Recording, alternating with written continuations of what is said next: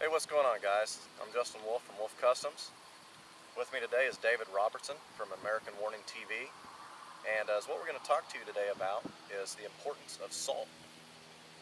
I'm going to let you take over from here, David, because I got to be honest with you, when it comes to vitamins and minerals and health and everything else, there's not a lot of people out there that I think that are more educated on the subject than yourself, given the fact that well, all the things that you went through, I guess, really, I mean. Yeah, that's probably true. Well, thank you, first and foremost, for having me on the show, and thanks to everybody who's watching. Salt is vital for life, okay? One of the things that we have to remember is that you sweat it, you cry it, you urinate it, your body doesn't make it, and if you don't have it, you're probably going to die. One of the biggest fallacies, I guess, is that, you know, for quite a few years now, and it's been within probably the last 30 or 40, that people have been told, you know, to avoid salt. Don't eat salt. Salt's bad. Well, certain types of salt are bad. Refined salts are bad. If it's white, it's probably not a great salt.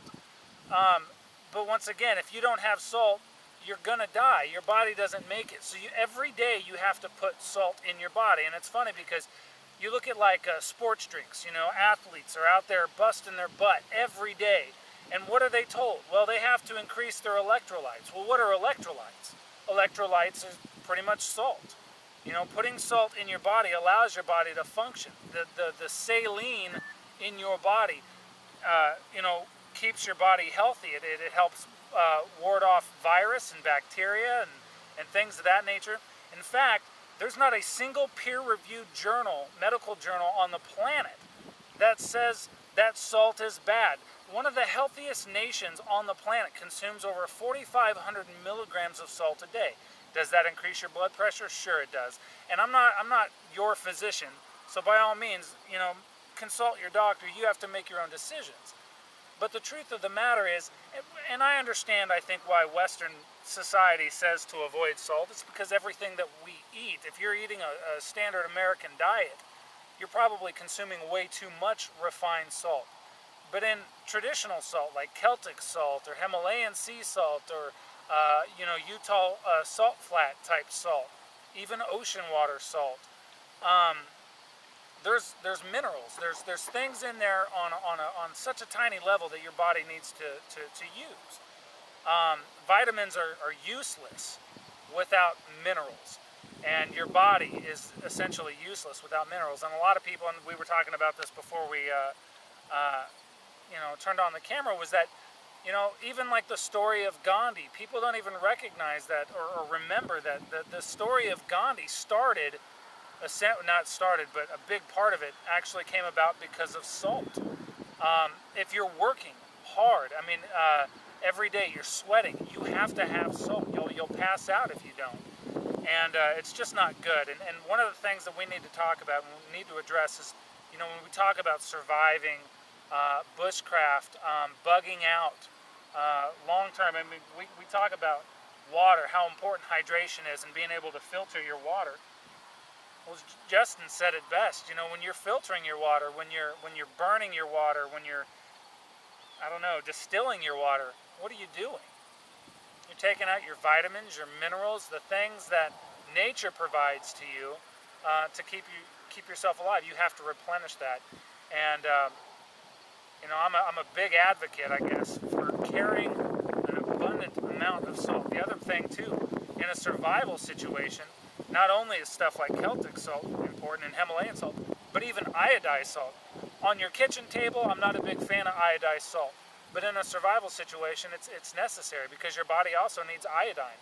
And most Americans don't live in an area or even have a diet that provides a lot of iodine. A lot of iodine is found in kelp.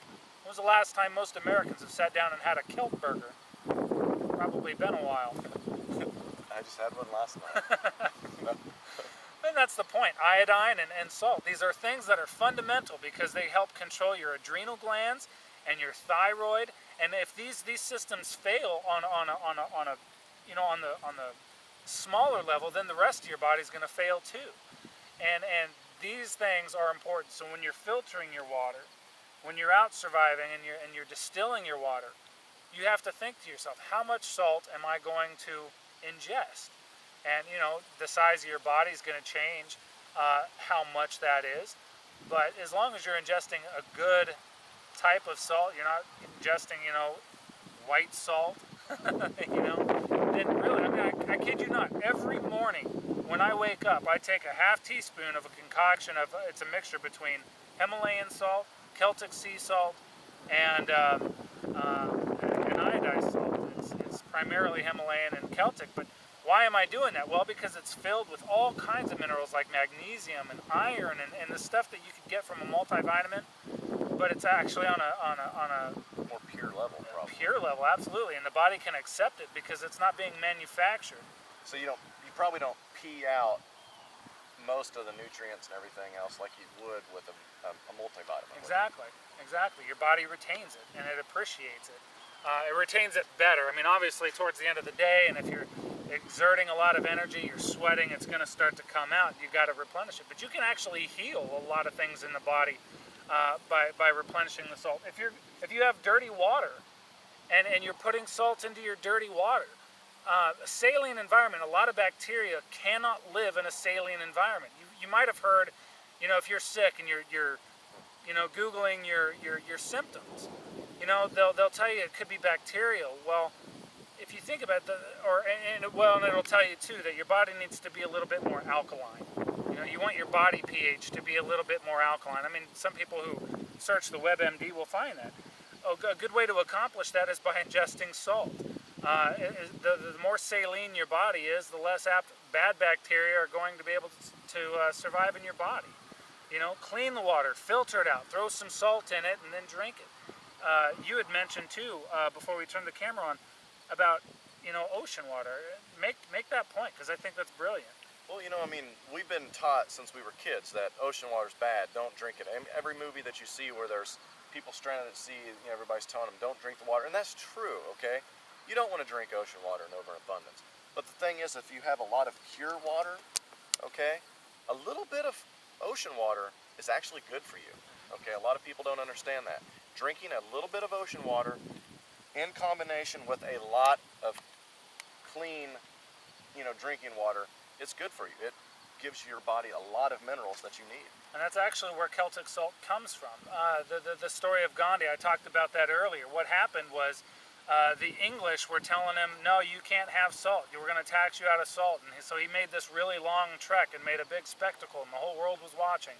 And he goes to the ocean water, and they put in this bucket, and they start making salt. That's how traditional salt is made, with ocean water.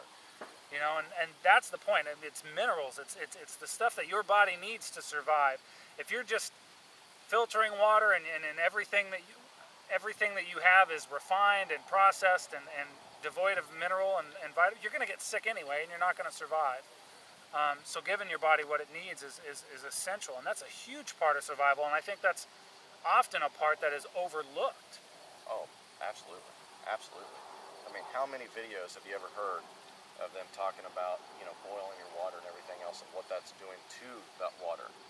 You know, I myself didn't really think too much about that until it was brought to my attention one time from another video that I watched. And it was like, you know, that's true. I knew it, but never really, you know, not really thought about it. When you boil your water, yes, you're killing all the bad bacteria and everything else, but you're killing all the minerals as well. So in a long-term survival situation, how are you going to get that salt? I mean, you're going to have to find a water source that's pure that you don't have to bottle, or skip bottle, boil, you know what I mean, or rainwater or something like that. Right. Well, and even still, even rainwater is not going to necessarily carry that is true. That is good true. abundance of salt. And if you notice in the animal kingdom, what are these animals doing? I mean, they'll find salt licks, they'll find anything with salt. These animals are seeking out salt. There's a reason for it. We have to have it. And I can't harp on that idea enough Make sure that you carry salt with you. Make sure that you have it on your person. Back in the days, in the 1700s during the Revolutionary War, there were two things that the colonials had on them. They had their sack that had their ammo and their gunpowder, and then the other sack that you often see in those pictures is actually a salt pouch, where they would take these little salt things and they would just consume salt throughout the day.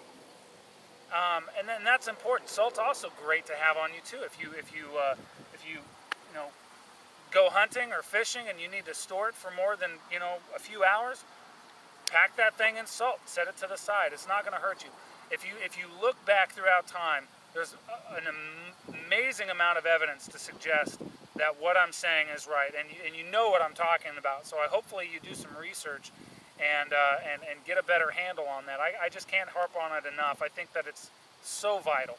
Well, I want to cut you off for just a second because you are talking to everybody, telling them to do their research to find out that you're wrong and everything else. Well, the point is you're not wrong, okay?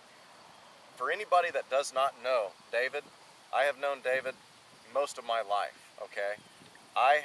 And the reason I know that he's not wrong, okay, is I watched this man close to death at one point, and then I watched him rebuild his whole body, okay, rebuild it from the ground up. He stopped eating crap, stopped putting bad stuff in his body, and started putting only good stuff, and he does so much research on this stuff, it's not even funny. And I have literally watched him work his way back up and build his body back up. And there is nobody on this planet that I feel has more knowledge when it comes to this stuff than you do. I've witnessed it firsthand. So I mean, basically, if you tell me something, I can take that as gold. I know I can. Well, and I appreciate that, and he's right. And so I 2 times in my life I allowed a doctor to do something that was bad, and I knew it was bad, and it almost killed me twice. And health is not a quick fix. It's not something that can be fixed in 5 days with a pill. It takes time. It takes rebuilding. And it's like bacteria. We talk about bacteria in the water and killing the bacteria in the water.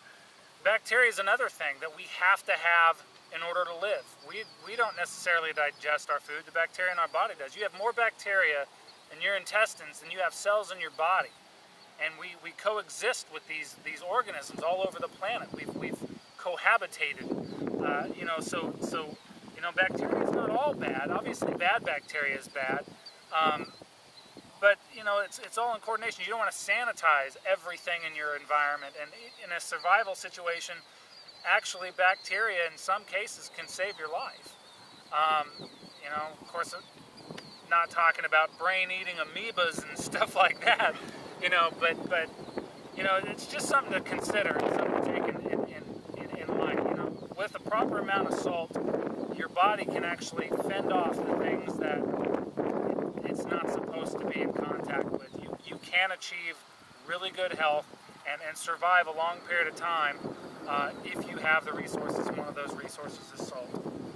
I couldn't agree more, man. Couldn't agree more. Something else that you just mentioned was, good bacteria and bad bacteria. And that is something else that, in today's society that they push is antibacterial this, antibacterial that. Is antibacterial. Exactly. I'll tell you, and you guys right now, it is very rare that I use any type of hand sanitizer. I want my body to experience bacteria. I want my body to build up immunities to fight these things off. I don't want to live in a sparkling, clean environment to where when I walk outside or come out here, that all of a sudden I am completely sick because my body cannot fight off bacteria. I think that's crazy. Well, and that brings up a very interesting point. And if you look at it, even just in an urban environment versus a rural environment, you look at the kids who grow up in a sanitized environment where the hand sanitizers are used, maybe the baby was born cesarean, wasn't breastfed, wasn't exposed to bacteria on any great level. They're constantly sick. Chronic illnesses, chronic diseases. But you take the kid who was vaginally born, breastfed, lives out in the country, plays in the dirt, eats mud pies, does all this other stuff, strong as an ox, lives forever. There's a reason for that. You know, That's one of the reasons I don't get sick a lot. Yeah. Because what you just described, minus the strong as an ox thing, is, you know, well, that's how I grew up. Yeah, I mean, but you're still stronger than most people. I mean, in my opinion, in a lot of ways, and that's what it's about, you know. And it's using common sense, and I don't know. I mean, I just can't say it enough, you know. And salt's not bad, bacteria is not bad, and sometimes common sense isn't so common.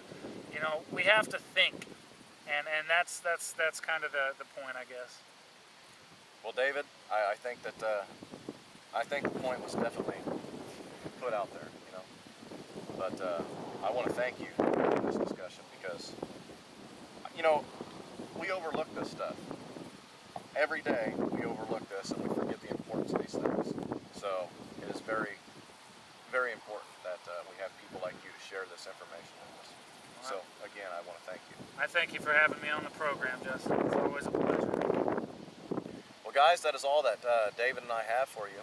If you want to check out more of David's work, you know, I'll put a link, you know, to his channel on this video as well, and it's American Warning TV. But that's all I've got. So, as always, guys, have a good one.